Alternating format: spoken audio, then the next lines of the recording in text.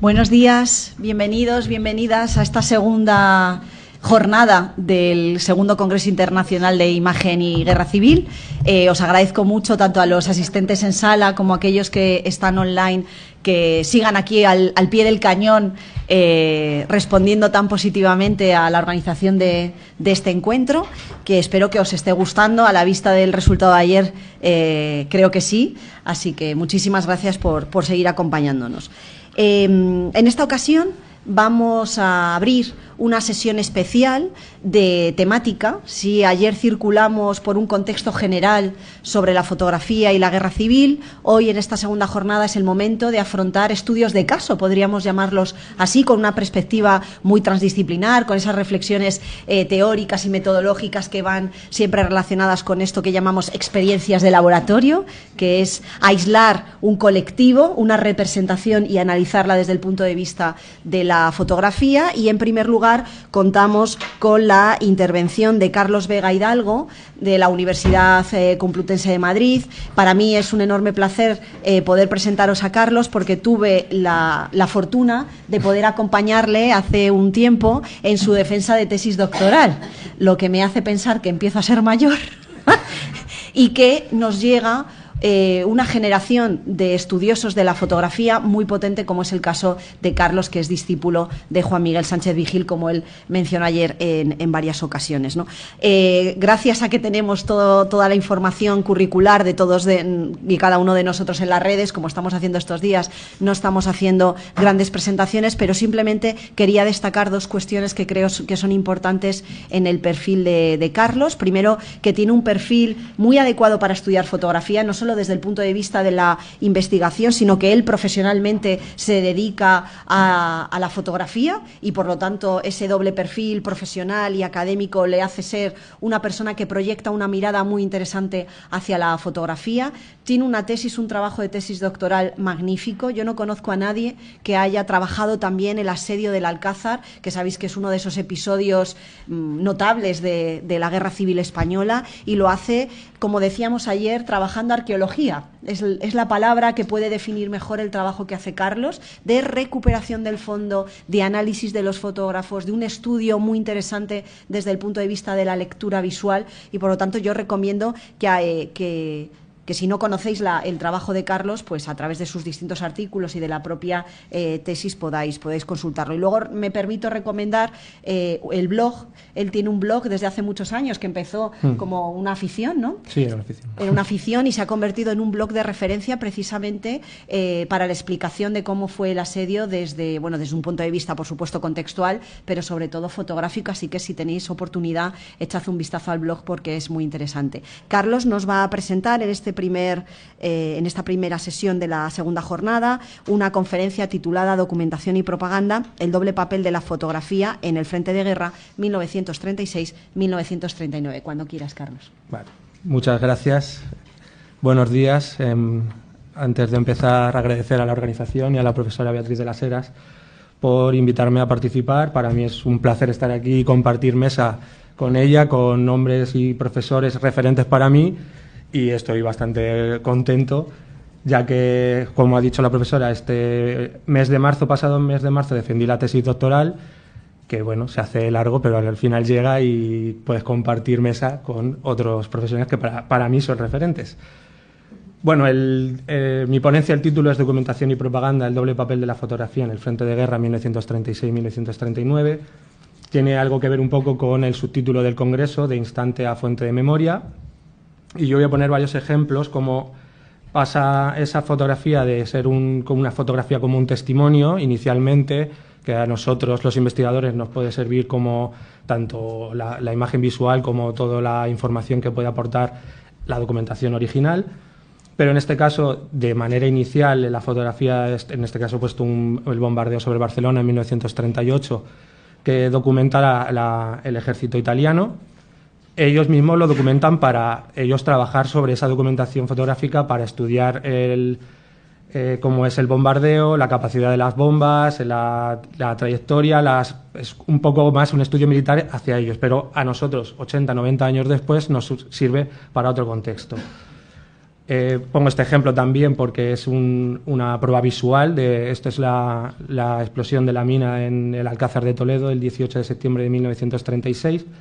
La fotografía es de Contreras, se conserva hasta hace bien poquito, o sea, llegó hace bien poquito al Archivo Regional de la Comunidad de Madrid, porque estaba separada digamos, del fondo Contreras y Vilaseca, porque en el año 2022 llegó una donación a la Biblioteca Nacional, una caja de placas de vidrio, y se conservaban estas placas, que eran los negativos originales de la secuencia completa de la destrucción de la explosión de la mina, desde antes de explotar hacia cómo evoluciona. Esta es la torre, o sea, va evolucionando la humareda después de la explosión.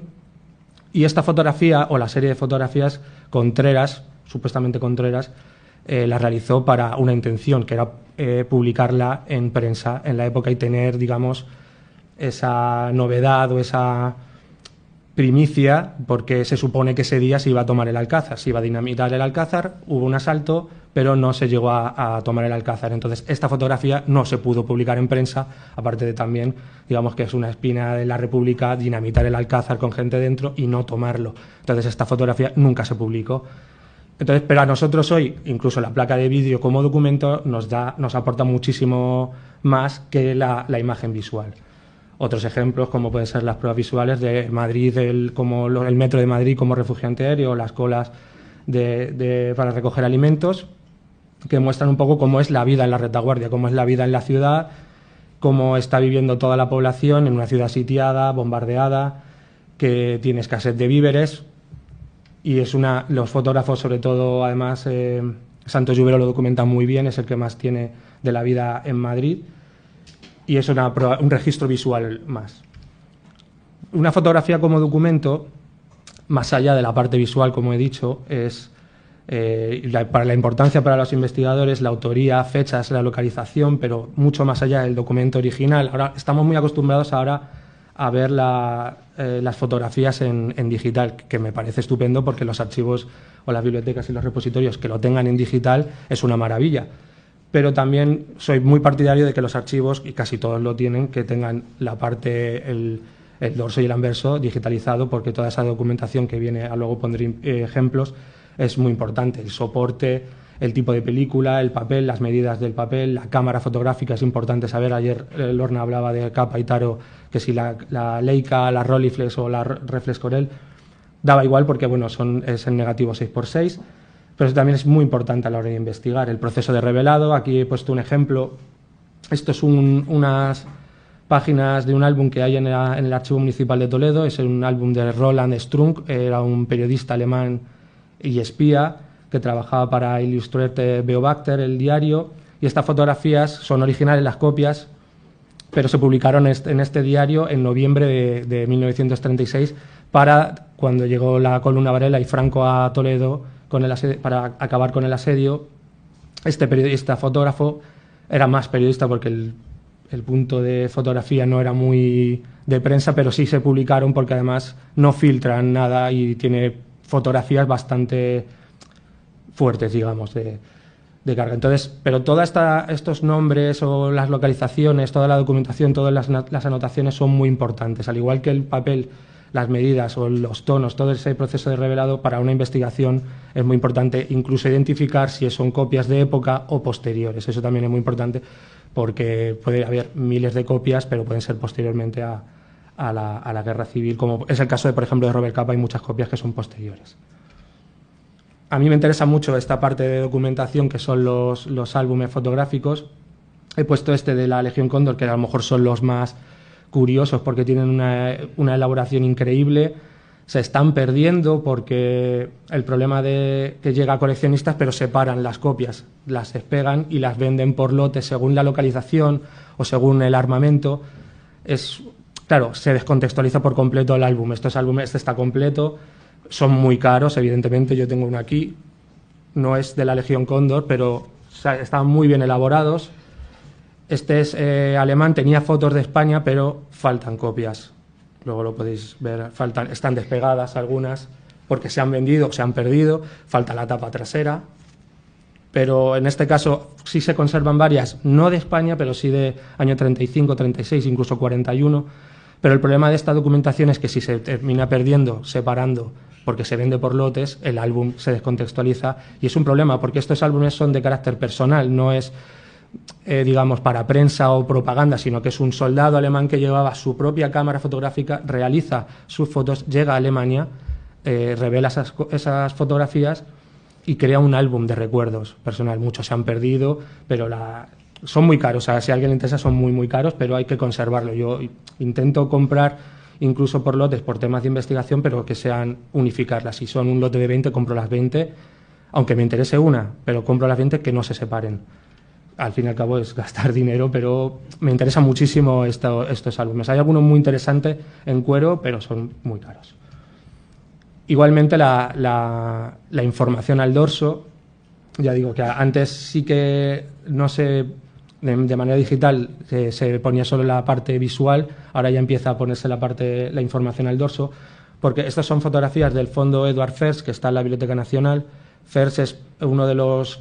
era un periodista, no era fotógrafo de prensa, pero llevaba 2 cámaras siempre, documentó todos los frentes de la guerra y es un fondo increíble, tiene miles de fotografías, tanto en copias positivas y negativos, pero Ferz tenía una idea de documentar muy completa. O sea, toda la documentación está muy, muy bien documentada por él, tanto en alemán, en francés, algunas en español. Él vivía en España, de manera manuscrita, con pegatinas pegadas al dorso, mecanografiadas.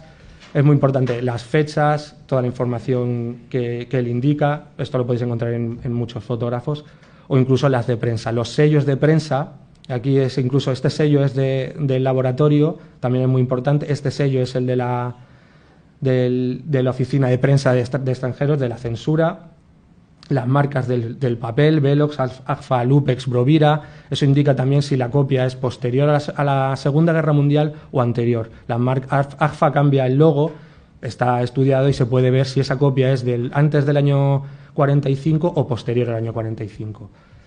Eso es muy importante, incluso la firma del firmado, pero en las de prensa normalmente viene una nota mecanografiada. Los sellos, eso te demuestra toda la vida que ha tenido esa copia positiva y puedes hacer una trayectoria de una sola fotografía. Bueno, pongo estas imágenes porque toda la fotografía al final en la guerra se convierte en una herramienta ideológica. He puesto estos vídeos en los que vuelvo un poco hacia atrás, en los que el mismo camarógrafo, el operador, les está diciendo el brazo en alto. Esto es después de la toma de Irún. Les está diciendo cómo actuar frente a la cámara. Esto es muy interesante, los vídeos los conoceréis, creo que hoy hablan de los vídeos de la Hearst, porque son digamos, las imágenes en bruto, no lo que apareció luego en el noticiario. Entonces podemos ver a los fotógrafos trabajando. Es una parte que a mí me interesa muchísimo, ver al periodista o al reportero con la cámara en la mano, cómo trabajan. Esto luego no se edita, aquí incluso el miliciano les está diciendo cómo actuar frente a la cámara. Agacharos, esto es Toledo, lo he puesto en bucle para que se repite y lo podéis ver, pero es una manera de cómo vemos cómo están actuando. O sea, siempre se dice, son posados, sí, claro, o sea, son posados. Muchísimas fotografías de la guerra civil. No es tan fácil que un fotógrafo esté en primera línea, no es tan sencillo. O sea, ahora lo voy a ver con los oficiales de prensa, cómo ejercen esa censura, ese control contra ellos. No es tan fácil porque además no les interesa que estén grabando o documentando ciertas cosas. Pero puesto porque luego hablarán, pero los vídeos de la Hearst, no solo por la calidad visual, que están muy bien tratados digitalmente, sino ver en esa documentación en bruto cómo están los operadores trabajando, dirigiendo a los milicianos, en este caso a los soldados, o verles trabajar. A mí me interesa muchísimo. Esto es además en la zona de Getafe. Este es Arthur Mencken, está con su trípode, con la cámara y está grabando como el bombardero. Este es von Stutznick, un alemán que llevaba su Leica, es en Toledo, nada más llegar. Es el primero que hace las fotografías de Franco entrando al Alcázar de Toledo. Y en la zona sublevada, el control, digamos, o la censura y la propaganda con los periodistas se crea un gabinete el 5 de agosto de 1936, gabinete de prensa de la Junta de Defensa, a cargo de Juan Puyol Martínez y con ayuda de Joaquín Arrarás. A los pocos días ese gabinete pasa a denominarse Oficina de Prensa y Propaganda. La censura todavía en el bando franquista no está centralizada, también la ejercen las capitanías generales, los oficiales de prensa que van un poco por libre, son, digamos, los encargados un poco, las autoridades militares, tanto en retaguardia como en el frente. Pero a partir de 1937 todo se regula con la Delegación del Estado para Prensa y Propaganda. Y se regula la figura del oficial de prensa. Al principio iban un poco de manera irregular y por libre, pero a partir de 1937, el 19 de julio, se le da un carácter oficial. Para ser oficial de prensa, básicamente se requería tener una formación universitaria y control en idiomas. Si no tenías, digamos, idea o no trabajabas en el campo de la prensa, tampoco necesario. Simplemente tenías que ejercer un control, porque a partir de, además, de agosto del 36, cuando en Francia se publican las fotografías de la masacre de Badajoz, tienen un problema muy serio y hay que empezar a controlar qué se fotografía y qué llega al extranjero. Pongo algunos oficiales de prensa del bando sublevado, en este caso Luis Bolín. He puesto un vídeo que se le ve con todos los defensores del Alcázar cuando llega Franco a las ruinas, está justo detrás y está justo controlando a todos los periodistas. Él llega con Franco, pero siempre con los corresponsales extranjeros, porque él queda a partir de agosto de 1936 como el encargado de los corresponsales extranjeros. Él está controlando todo el rato lo que hacen, siempre va unidos a ellos, incluso les espía un poco para ver cómo se mueven y cómo ejercen su labor. Tienen bastantes quejas los corresponsales extranjeros, sobre todo de este personaje, que es el capitán Gonzalo de Aguilera Munro en Burgos.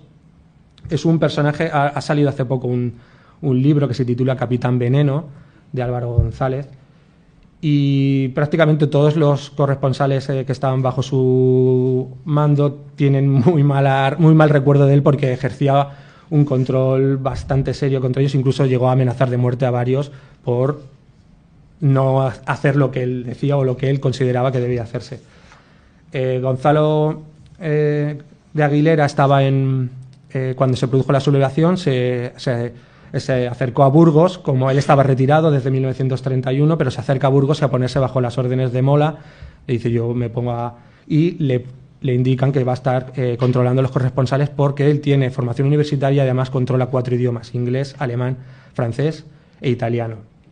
Entonces se queda a cargo de los corresponsales extranjeros junto con Bolín. Claro, llegan muchísimos y hay que estar controlando. Lo interesante de Aguilera es que se conserva un listado, un cuaderno con unas listas de todos los periodistas extranjeros que él tenía bajo su cargo. Él ponía el nombre, los nombres de los corresponsales, la nacionalidad, el pasaporte, por si había algún problema, o incluso el medio para el que publicaban. Hay anotaciones en azul, en rojo, en otras él pone pasó a zona o se volvió expulsado. Es una lista, son 2 o 3 páginas completas, es muy interesante. Y él conserva, incluso en el archivo, están en la Universidad de Salamanca, se conservan estas listas, incluso copias originales de época que él conservaba de fotógrafos y periodistas que le entregaron a él. Como recuerdo, algunas de Gallagher. Odi Gallagher es un periodista que empieza a trabajar en el bando sublevado en 1936 y en 1939, en marzo, es el último periodista extranjero que está en Madrid. Cuando entran las tropas de Franco en Madrid, el 28 de marzo, es el primero que da la noticia, extranjero, que se queda en Madrid para dar la noticia de que ya las tropas de Franco han entrado en Madrid. O sea, en el año 36 está con los sublevados y en el año 39 está en el bando republicano trabajando. Uno de los más desconocidos oficiales de prensa es Guillermo Peliseus, el conde de las Islas. Estaba casado con Consuelo de Cubas, condesa de las Islas. Hay muy poca información sobre este oficial de prensa, sobre su trabajo como oficial de prensa, pero yo he podido identificarle en 2 fotografías como haciendo labores de traducción a periodistas alemanes en Toledo, en el año 36 y 37. Este es Roland Strunk, el fotógrafo de las fotografías originales, y está haciendo labores de traducción con defensores del Alcázar, que les están explicando un poco cómo fue la defensa, y los periodistas, Guillermo, les está haciendo la traducción. Hay muy poca información, pero es una figura, hay más oficiales, pero hay muy poca información, pero es muy interesante, porque además él se queda en España, él vivía en España y se queda en España, muere en el año 69, creo, pero hay muy poquita información. A partir del año 37, además hay un cambio cualitativo en la prensa en la zona sublevada. Comienzan a hacerse publicaciones muy gráficas, como la revista Foto, creo que la conocemos la mayoría, básicamente se trabajan muy bien la fotografía con fotógrafos de renombre como Campúa, y es una revista gráfica, es un semanario gráfico y ellos mismos lo indican, es con una carga propagandística muy fuerte, y luego otras de menor tirada como Imperio, pero que también tiene sus páginas gráficas con fotógrafos un poquito más desconocidos, como este caso de Guzmán Dorrego. Este es de Falange, lo editaba en Falange en Toledo, pero es muy interesante también como fotógrafos un poquito más olvidados o desconocidos también publican sus reportajes a diario prácticamente en publicaciones con menor tirada. He puesto este ejemplo, que es el Noticiero de España, porque es un boletín semanal argumentario que empieza, este es el número 1, el 4 de septiembre, que ya indican nuestro propósito: dar a conocer la realidad española. Prensa y radio lanzan diariamente una abrumadora descarga de noticias y artículos. ¿Dónde está la verdad? Publican textos que siempre van acompañados con fotografías. Está a cargo de la Delegación de Estado para Prensa y Propaganda. Llega hasta el año 1941 con 208 números. Siempre muy bien documentado fotográficamente, con más de 5.000 fotografías. Se puede ver en la web de la Biblioteca Nacional, está digitalizado. Y los textos con autores bastante importantes de renombre, con posturas sobre la guerra, la educación, las políticas sociales. Lo que se intentaba dar es una imagen, sobre todo al extranjero, de la creación de este nuevo Estado, en construcción. Una imagen interesante que interesara y que apoyara, que legitimizara un poco el golpe ya en el año 37. Y el primero es a partir del 4 de septiembre. Puesto este ejemplo, siempre es así. Salen los textos y hay fotografías pegadas. Son copias originales. Lo interesante es que también estas copias positivas se pueden ver en la Biblioteca Nacional. Casi todo el catálogo de la Biblioteca Nacional de la Guerra Civil son estas copias positivas, que las tienen ellos sueltas, pero también están pegadas. Hay varias copias. Si estáis acostumbrados a investigar en la Biblioteca Nacional, hay de una fotografía 15, 20 copias en algunos casos, porque la Delegación de Estado de Propaganda realiza un montón de copias para distribuirlas a las diferentes legaciones, además que tienen legaciones en el extranjero. Y por parte republicana hay varios organismos propagandísticos, pero el que más fuerza tiene es el Comisariado de Propaganda de Cataluña, de la Generalitat de Cataluña, que esto se crea a partir del 3 de octubre de 1936, bajo la dependencia de Presidencia de la Generalitat. Lo que se intenta es mantener la moral alta en frentes y retaguardia. Se intenta que los voluntarios mantengan ese espíritu voluntario en el ejército republicano. El apoyo internacional, buscar las delegaciones extranjeras, denuncia los bombardeos, siempre van a utilizar, es una carga propagandística muy fuerte. Y también intenta mostrar las particularidades del pueblo catalán. Esto es desde el 36 hasta el 39, con casi 10 millones de pesetas de presupuesto que gastan. O sea, tienen un presupuesto muy elevado para la época. Gracias a eso tienen una elaboración y difusión por todos los medios. Utilizan la radio, cine, prensa gráfica, crean sus propias publicaciones, postales, actos públicos. Hay diplomacia exterior porque tienen legaciones en Londres, en Bruselas, en Estocolmo, y tienen una carga propagandística muy fuerte. El Comisario de Propaganda de Cataluña ejerce una labor muy interesante. Toda la parte fotográfica, que es lo que nos interesa, quedó registrada en 15 álbumes de fotografías, 14 en realidad porque uno se perdió, no ha aparecido, que se encuentran hoy en el Archivo Nacional de Cataluña, y son álbumes que son copias positivas que están organizados este es el número 12, por ejemplo, según el negativo. Hay de 6x9, hay unos que ponen Leica, pero no es que estuvieran hechos solo con una Leica, sino con una cámara de 35 milímetros, y está según el formato. Lo interesante de esto que es que las copias originales de estos álbumes están en el Archivo Nacional de Cataluña, pero los negativos, todos los negativos, están en la Biblioteca Nacional. En el año 80-81, Cataluña se lleva sus álbumes a Cataluña al archivo, pero los negativos se quedan en la Biblioteca Nacional. No quieren, no les interesan en ese momento los negativos. Se quedaron hasta el año 21-22, que empiezan a catalogarse. Yo tuve la suerte de poder limpiar esos negativos y catalogarlos. Eran muchos, la mayoría en placas de vidrio y de diferentes tamaños. Pero lo interesante es, por ejemplo, que entre esos negativos aparecieron 86 de formato 6x6, todos con estas marcas, que es del proceso de revelado de la cámara, del chasis, digamos, y estaban atribuidos a Namuth y Reisner, Hans Namuth y Georg Reisner, que son fotógrafos alemanes que la sublevación les pilla en Barcelona y se quedan hasta marzo del 37. Marzo del 37 porque ellos abandonan España, ellos son más trotskistas y el Partido Comunista empieza a tener un poco de recelos con ellos, tienen miedo, a Reisner le detienen y él huye antes y Namuth, después de hacer las fotografías de los refugiados de Málaga, que son estas, él decide decide volver a Francia. ¿Qué pasa? Que se va con lo que tiene encima y parte de sus negativos se quedan en Cataluña, en el comisariado de propaganda, porque el comisariado exige tener copias originales o material original por ejercer un poco también la censura. Namuth se va a Francia y se quedan negativos aquí, que son estos 86 negativos, que él mismo en una entrevista en el año 76 él lo confirma como salió con lo opuesto y se quedó mucho material en España.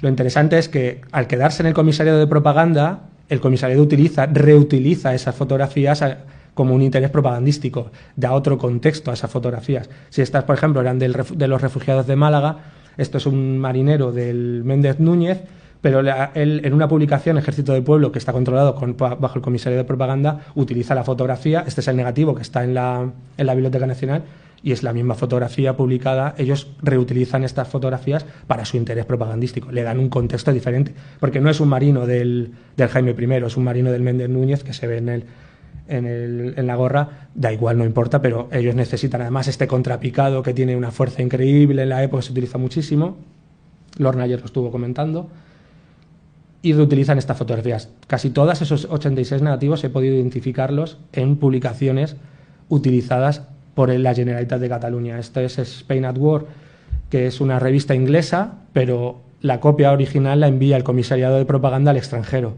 y la reutilizan, y esto es un guardia de asalto del año 36, pero la utiliza en mayo del 38 para ilustrar esta revista. Igual, otro contrapicado, Namuth y Reisner se acercan muchísimo con la Rolleiflex, muchísimo, hay que acercarse mucho. Yo uso Rolleiflex y hay que acercarse mucho para hacer este tipo de fotografías, tienen una empatía con a quien retratan y las utilizan. Incluso esta fotografía, el comisariado también la utiliza para hacer sus propios carteles. Entonces, es esa reutilización, dar ese nuevo contexto a las fotografías. Resultados a nivel internacional. Como he dicho, el comisario de propaganda distribuye a todas las legaciones del extranjero copias a través de agencias, vende ese material, le interesa tener una imagen a favor de la República. Esto es una exposición en apoyo a la República en Praga, donde utilizan fotografías, fotomontajes, carteles. Aquí es una mesa llena de fotografías. Siempre la imagen visual para el extranjero, para denunciar los bombardeos, pues siempre se utiliza la imagen. En este caso aquí está. Esto me pareció interesante porque es una manifestación de apoyo a la República en Bolivia. O sea, cómo llega el comisario de propaganda a distribuir hasta el extranjero, hasta incluso más allá del Atlántico, esas copias positivas que tienen miles, que son las que tienen en los álbumes, y hacen propaganda en el extranjero. Es la imagen de los niños muertos, esto es del bombardeo de Getafe, esta foto que no sé si es de Chim, pero lo utilizan con hacer carteles, esa labor propagandística que dije al principio, que ellos tienen un presupuesto muy alto. Y estás en Chile incluso con igual murales, incluso esos murales también los van a tener soldados en la primera línea o en retaguardia de la segunda, tercera línea en los frentes, un mural en el hogar del soldado, siempre con fotografías para mantener la moral alta de los soldados. Pero también por parte de los sublevados también tienen esa red de distribución de propaganda al extranjero. Esta es una exposición anticomunista en Roma, utilizan constantemente la fotografía, la imagen de Franco, esta es en Tokio, en Japón, también me pareció muy interesante cómo llegan al otro lado. Siempre además incluso utilizan fotografías tomadas por los republicanos, para claro, a los republicanos esto les sale el tiro por la culata porque es el fusilamiento del Sagrado Corazón de Jesús, eso el bando sublevado va a utilizar para, digamos, mirad cómo son, digamos, nuestro enemigo como es, siempre además la imagen, un caudillo, un patriota, un estadista, Franco en la imagen, O sea, una cosa que no tienen los republicanos, que es un líder único. Franco utiliza, o sea, el bando sublevado utiliza a Franco como el líder único y siempre va a aparecer la imagen de Franco en todas las exposiciones. Podéis verlas en la Biblioteca Nacional, hay de Tokio, de Japón, en Roma, en Italia, en todo, digamos, donde ellos saben dónde van a tener una fuerte carga de apoyo. Y para finalizar he utilizado, porque al fin y al cabo la fotografía es un arma de guerra, creo que muchos habéis visto incluso esta frase en La voz del combatiente. Los comisarios políticos a partir del 37 también tienen esa carga, digamos, como el oficial de prensa en el bando sublevado, en el bando republicano es el comisario político. En este caso no tiene autor, pero es un comisario político el que firma. Hay que apuntar bien y saber dar en el blanco. Una de las armas a nuestro favor con que contamos para ganar la guerra es precisamente la propaganda. De ahí que nos valgamos de ella con tacto, con mesura, con verdadero tino y no confundamos su propia finalidad. Es básicamente, además he puesto la imagen del soldado Canuto, que ellos utilizan siempre para adoctrinar al soldado que está en el frente. Y nada más. Muchas gracias.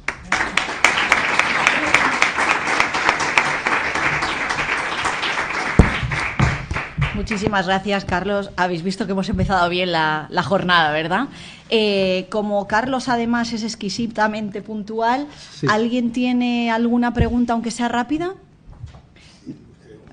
Bernardo, micrófono. Esperad. No, espera, no os preocupéis. Concatriz, modelo, ¿cómo es? Cantante y actriz. Gracias, Lorena. Aquí estés de curso. No, pues no hay. ¿Íbamos bien? Bueno, si no, hablo algo. Bueno, se oye bien, sí. No, es más pregunta, pero también más reflexión a Carlos Vega, ¿no? Claro, yo, cuando Beatriz te ha presentado como no solamente historiador, como fotógrafo también, y que, claro, yo creo que para trabajar estas temáticas el conocimiento del medio es muy importante, porque te da una perspectiva no solamente del documento, sino también de cómo se fabrica el documento, etcétera. Y entonces, yo creo que además es un momento muy interesante, porque es el momento que se fragua realmente la propaganda, porque el Primera Guerra Mundial ha sido un ensayo y tiene muchos problemas con mucha documentación visual, porque es sobre todo presentaciones, recreaciones, etcétera. Sí. Y los años de la Guerra Civil Española son claves, ¿no? En ese sentido, creo que el trabajo de alguien como tú, que además sabe cómo opera el medio, me parece fundamental, ¿no? Esa era la reflexión que quería decir. Sí, yo, por ejemplo, con los vídeos de la Ejército, además lo dijimos en la tesis, la defensa de tesis, o sea, a mí me interesa mucho ver al fotógrafo con la cámara. Eso es muy difícil de verlo, ahora ya se está viendo gracias a los vídeos, o hay algunas fotos. Lorna ayer indicaba la sombra de Gerda Taro, también es... Pero me interesa porque no ha cambiado tampoco tanto la manera de que van todos juntos. Es una cosa que siempre digo, van todos juntos. En ningún momento va un fotógrafo... Puedes ir, sí. Puede pasar que vaya solo, pero, por ejemplo, en mi caso, que yo investigué a fondo en la sede del Alcázar, entran todos juntos, o van en pareja. Marina va con Ortiz, van todos juntos, y lo que dijo ayer Lorna de trabajan codo con codo, pero es que van, no es que trabajen Capa y Taro codo a codo, es que está Capa, Taro, el operador de cámara, porque en los vídeos de la GER se puede ver en Barcelona cómo está grabando, lo mismo que está Capa fotografiando y Taro al lado. O sea, están todos juntos y es una cosa que también pasa hoy. O sea, lo vemos en el Congreso de los Diputados, como están en la escalera todos los fotógrafos y es la misma foto. O sea, hacen 15 fotógrafos la misma foto. No la misma, sino la misma situación, pero no la misma, cada uno sabe. Pero por eso a veces encuentras una foto que es en el mismo punto y otro, 1 metro de diferencia, otro ángulo y tal. Pero me interesa mucho esa parte para demostrar oye, que estos trabajaban así, siempre... Y cómo les indican, cómo tienen que posar, porque ellos saben perfectamente qué fuerza tiene en prensa, qué postura, qué ángulo, qué contexto. Entonces, sí, es importante a lo mejor saber usar un poco la cámara o ver a través del objetivo. O sea, yo dejé el tema de foto hace tiempo de manera profesional, pero yo trabajé en prensa y es un poco saber moverte. Es que saber ubicarte y tal. Pero eso aprendes mucho viéndolo así. Gracias por la reflexión. De hecho, yo creo que es imposible estudiar fotografía si no sabes, si no conoces las posibilidades técnicas que te da la cámara que utilizó el fotógrafo in situ. No puedes leer bien la fotografía, ¿no? Sí, es un poco lo de la Rolleiflex, esa cercanía. Claro. O sea, no tienen un teleobjetivo, como ahora, digamos, o sea, no todos tenían a lo mejor una cámara el mejor modelo, o reutilizaban una cámara. Yo he visto fotógrafos que en la guerra llegan, creo que era Jorge García, el portugués, lleva una cámara en el 36 y en el año 57 es la misma. Porque no puede comprar otra, o dice, bueno, es una buena cámara. Claro, también las cámaras, si tú la cuidas, dura más que ahora. O sea, todo con lo de la obsolescencia y todo esto. Pero era tu herramienta de trabajo y tenías que cuidarla. Entonces tienes que saber un poco cómo funciona. Si me permites ya un poquito más, ¿no? Porque no soy el pesar con la caparatura. No, cuando yo estuve en la tesis de Lorna, en la Jaume I, sobre Gardataro, y una de las cosas que me sorprendió cuando la estaba leyendo es que dedicaba un capítulo a cómo funcionaban los Rolleiflex. Claro. Yo dije, ¿para qué? Si yo, que también conozco de la fotografía, sé lo que es esto, pero claro, a mí me parece muy importante, y hilo con la reflexión de Carlos y la que Beatriz ha apuntado después, de que es muy importante de que para los que investigan sin tener ese fondo de armario, ese conocimiento, que nosotros lo documentemos. Claro. Es decir, que seamos capaces de documentar ese tipo de reflexión, porque les da pistas. Es como cuando te encuentras con un historiador, una persona que ha visto una película de cine en los inicios del cine mudo y te cuenta su impresión. Esa documentación es impagable, ¿no? Y tenemos esa cierta obligación, digamos, metodológica, profesional. La reflexión es lo que quería decir, ¿no? Gracias. Sí, las cámaras y todo eso es un poco como que ahora, porque ya vamos con el digital, pero hay que... Si pueden acercar, yo siempre lo digo a alumnos, si podéis acercaros a un sitio o que os dejen trastear con una cámara de la época, mejor, ver cómo funcionaba. Porque no era inmediato todo, o sea, eso de, oye, yo sé que he hecho esta foto, pero no sé qué va a salir hasta que la revele, hasta que la edite el editor gráfico, el papel del editor también es muy importante. Entonces, hay que partir por todos los campos. ¿Teníamos un turno de palabra también ahí? Sí. Buenos días, gracias. Ya que has hablado de que has trabajado mucho en el Alcázar de Toledo y en la serie del Alcázar de Toledo, te quería preguntar qué influencia hay de las fotos, entre otras esa explosión de la mina, que hay sobre el Alcázar de Toledo y la película que se hace a gusto de Nina, el Alcázar de Toledo, que la hace en esa época, aunque se rehabilite, se reconstruya todo el Alcázar en Roma. Eso es, ¿Hay alguna influencia de las fotos en el cine? Sí, lo que utiliza, o sea, ellos recrean el escenario, como bien dices, en los estudios de Roma, recrean el Alcázar. O sea, cuando ves la película piensas que el Alcázar también está grabado en Toledo, en las ruinas, hay parte rodada en Toledo, pero recrean la explosión, por ejemplo, lo que se ve en la película es una maqueta. Y lo recrean muy bien con las fotografías y con los vídeos, porque está grabado en vídeo también la explosión real. Claro, eso le salió mal a la República porque era... vamos a dinamitar el Alcázar con gente dentro, que ya la imagen era totalmente negativa, pero además no se toma el Alcázar ese día y quedan totalmente fatal a nivel internacional. Y reutilizan esas imágenes para hacer la película, para documentarse, y sobre todo utilizan a defensores oficiales, defensores del Alcázar, para, digamos, a los documentalistas decirles cómo fue la defensa. Porque yo he visto el making of, digamos, del rodaje, y se ve al oficial, a Villalba, cómo está con el director diciéndole esto fue así, esto fue así. Pero sí, utilizan mucha documentación fotográfica. Porque consiguen, además, de prensa, digamos, de las primeras semanas del asedio, todo se publica en prensa, en los primeros diarios de Madrid, y ellos tienen esa documentación, creo que el rodaje es del año 39, 40, y es antes, pero se estrena en el 40, tienen toda esa documentación y ellos se nutren con esa documentación. Es importante para el cine también en ese sentido. Gracias. Bueno, pues muchas gracias, Carlos, de nuevo. Gracias. Esperaremos tu capítulo, porque no sé si en algún momento lo hemos comentado. Las conferencias, tanto las conferencias como las comunicaciones, van a ser publicadas. Y bueno, pues mandaremos también información para que el que quiera pues pueda acceder a los dos formatos que vamos a utilizar para publicar el resultado. Nos parece que es interesante no solo escuchar y además tener grabadas las intervenciones, sino también, precisamente por lo que dice Bernardo, ¿no? A veces reflexionamos sobre temas que pueden abrir la puerta a otros investigadores de dentro de 10, 15 años, entonces nos gusta siempre tener constancia, sí, tiene que tener reposo. y tener ese reposo de un volumen que además, bueno, nos permite además, como estamos escuchándonos todos, hacer interconexiones entre las distintas intervenciones cuando sean capítulos del libro. Así que muchísimas gracias, Carlos. A vosotros.